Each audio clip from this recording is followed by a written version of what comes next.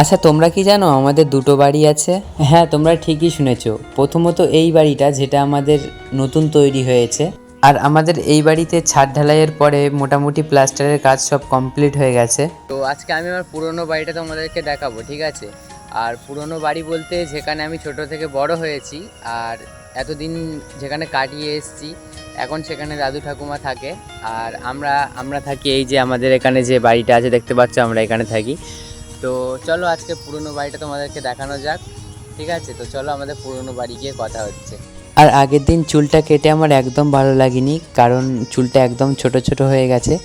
অবশ্য আমি ইচ্ছা করেই করেছি। আর আমাদের পুরনো বাড়িটা সবার লাস্টে, তাই পাড়ার মাঝখান দিয়ে হেঁটে হেঁটে যাচ্ছি। তো আমাদের পুরনো বাড়িতে এতটা কাদা হয়েছে যে দেখতেই পাচ্ছ আমাকে কি করে আস্তে আস্তে হাঁটতে হচ্ছে। আর এটাই আমাদের পুরনো বাড়ির ঠাকুর ঘর, যেখানে আমাদের অনেক স্মৃতি জড়িয়ে আছে। তো এই বাড়িতে আসার পর দেখলাম কিছু কলা কেটে উঠোনে দেওয়া আছে। তারপর দেখলাম আমাদের সেই পুরনো কাঁঠাল গাছটায় ভালোই কাঁঠাল হয়েছে।